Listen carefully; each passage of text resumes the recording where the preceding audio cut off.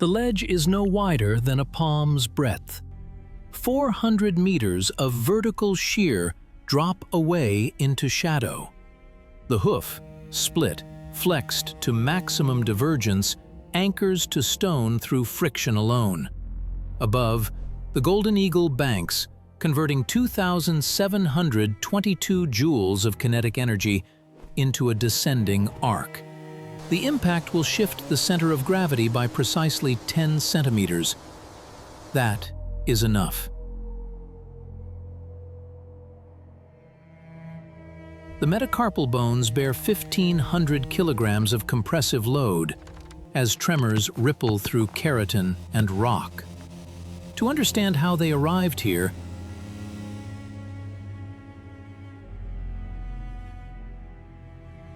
the cement sheath rises 150 meters from the valley floor, a brutalist monument poured in the mid-century, its surface weathered into vertical streaking and alkaline bloom. Zenith light bleaches the concrete white, casting obsidian shadows into every fissure.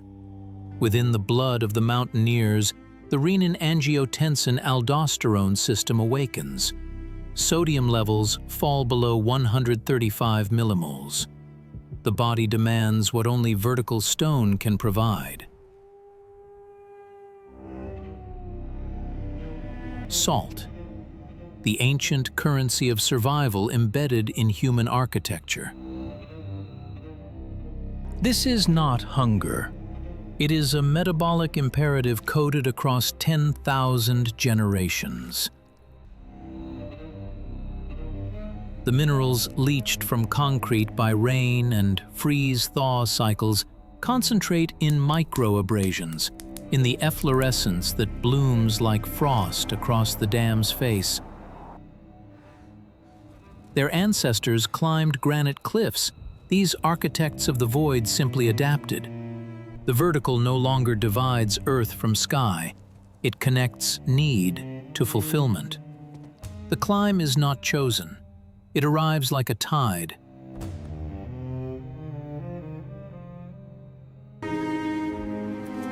We move as a collective toward the base, 12 bodies across varied ages, our hooves finding purchase on the transitional scree where concrete meets earth. The matriarch leads, her 17 years etched in the precision of her gait.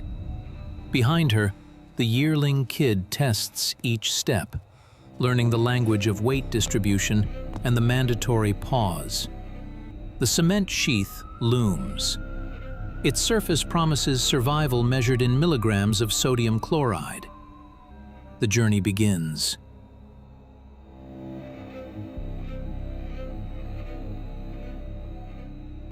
The first vertical meter demands recalibration.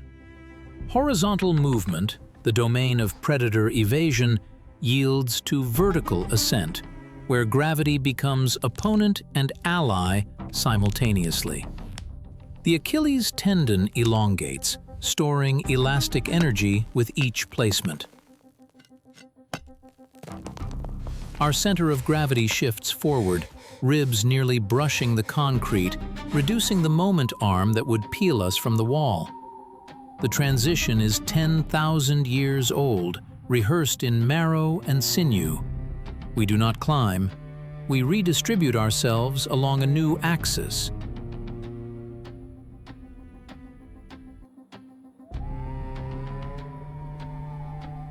At 40 meters, the first true test, a section where rain has polished the concrete smooth.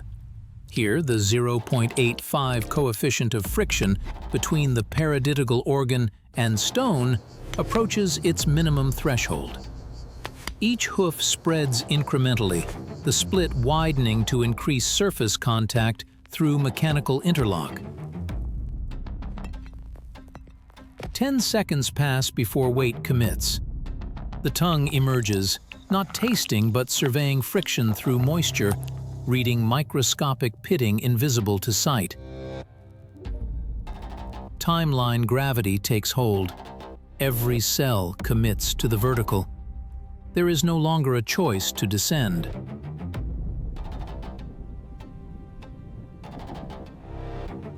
"107 meters. The midpoint. Here, the dam's curvature creates a concavity where salt efflorescence concentrates. Crystalline deposits thick enough to glitter under the zenith sun. The scale becomes comprehensible only in relation to the body.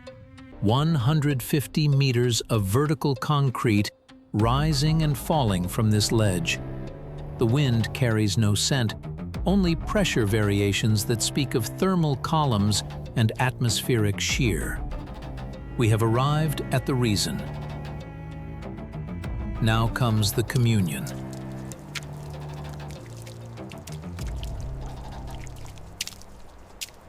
The tongue, prehensile, muscular, precise, extends to the concrete face. Stage 1 biology activates. The papillae detect not taste, but texture, distinguishing between inert calcium carbonate and bioavailable sodium. The lick is a surveyor of friction, mapping the micro-landscape. Saliva dissolves surface crystals. Absorption begins at the sublingual mucosa. 30 milligrams of salt transfer in 15 seconds. The Achilles tendon maintains constant tension. The narrow hoof, evolved for rock, not for this industrial geometry, finds equilibrium in the imperfect. A weathered aggregate, a rust stain that provides oxidized texture. The nurturer positions herself between the kid and the void, her body forming a living barrier on a ledge 30 centimeters wide. Her rear hooves anchor to a horizontal seam where concrete sections join, an artifact of construction now serving as biological infrastructure. Gravitational debt accumulates. Her 60-kilogram mass multiplied by vertical position equals potential energy stored against catastrophic release. She does not calculate this. Her body knows. The kid licks beneath her chin, accessing salt her tongue has already liberated. Protection measured in millimeters, physics expressed as a legacy.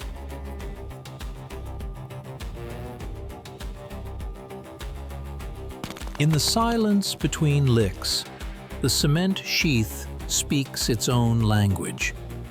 Thermal expansion cracks, releasing tension with sounds like distant percussion. Concrete breathing. The collective stands motionless. 12 sculptures of calculated defiance arrayed across vertical space. Altitude-induced hypoxia is a constant companion, but the sensory deprivation is absolute. No grass rustles. No water flows. Only stone and void, and the molecular grip of keratin against aggregate. This is the meditation of necessity.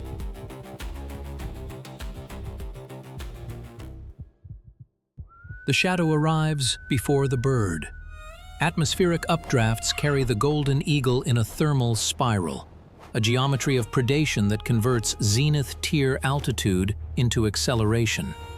2,722 joules of kinetic energy compressed into talon and intent. From 500 meters, her horizontal slit pupils resolve 12 targets against vertical gray. She banks, calculating the strike vector. The matriarch's cyclovergence activates, pupils rotating in sockets to maintain horizon-level vision despite the tilt of her skull against stone. Predator and prey share the same adaptation, proof that the vertical belongs to both. Impact. The eagle's talons find the yearling's shoulder blade, not to kill but to destabilize. 2,722 joules transfer in 0.08 seconds. The kid's center of gravity shifts 10 centimeters laterally. exceeding the threshold of stability. The split hoof flexes to its maximum 45-degree divergence, toes splaying desperately for surface area. Lactic acid floods the foreleg muscles, Stage 2 biology collapsing into Stage 3 emergency response. The eagle's wing beat generates localized turbulence. For one suspended moment, friction and vacuum negotiate. The concrete holds no opinion.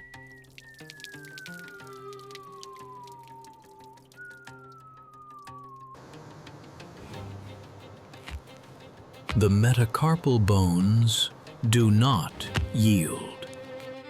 1,500 kilograms of compressive strength, transmitted through radius and ulna, through carpal joint articulation refined across epochs, compresses into concrete.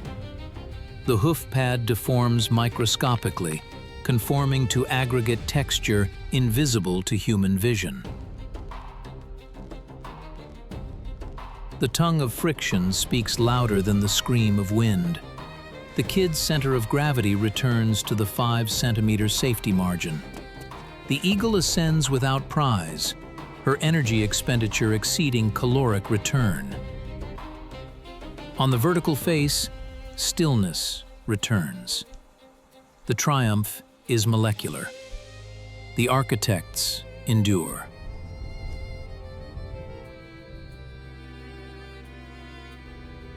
Stage 3 biology persists. Vascular dilation floods the kid's legs with oxygenated blood, flushing lactic residue. Within minutes, the learning integrates. The yearling mimics the 45-degree hoof divergence, not through instruction, but through survival imprint. The split widens. Surface area increases. The friction coefficient rises above the minimum threshold. What nearly killed now teaches. The vertical is a pedagogical environment without mercy or sentiment. A gust, 25 kilometers per hour, vertical trajectory, funnels through the dam's spillway infrastructure. It strikes the collective as pure lateral force. The split hoof clamp engages, toes spreading, interdigital webbing tensing. The entire apparatus functioning as a biological cam that wedges tighter under load. The matriarch's pupils rotate another 5 degrees, tracking the horizon against stone. The wind passes. We remain. Each trial calibrates the system. Each survival refines the architecture. The collective stands arrayed across 100 vertical meters, a living diagram of calculated defiance. 12 pairs of horizontal pupils survey the void without fear, only assessment. The kid positions herself beside the nurturer, no longer protected, but parallel. Sodium reserves replenished. Kinetic memory of the eagle's strike encoded in muscle fiber and neural pathway. The vertical has been negotiated once more. The potential is not in conquest, it is in return. The architects will descend. The need will arise again. The cycle is eternal.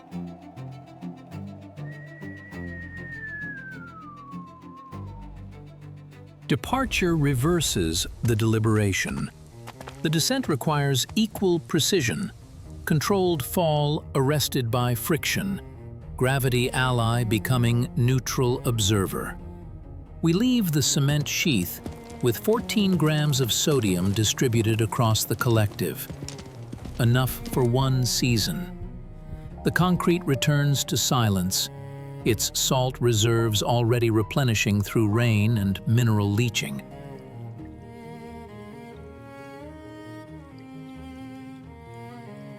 We ascend toward the granite precipice, 3,000 meters where desaturated blues replace brutalist gray, where quartz veins shimmer like frozen lightning. The elevated stratums are not home, they are context.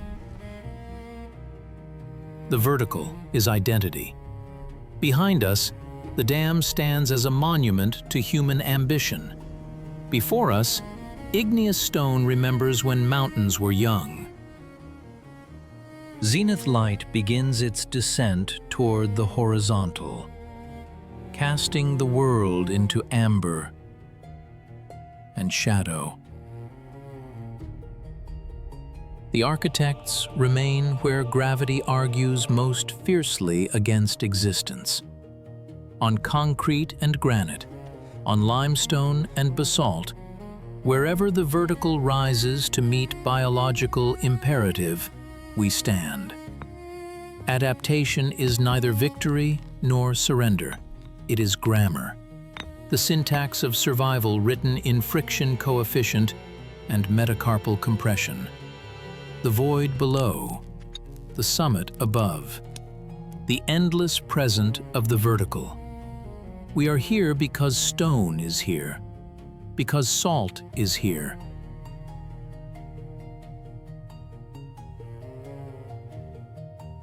Because the fall has not yet won.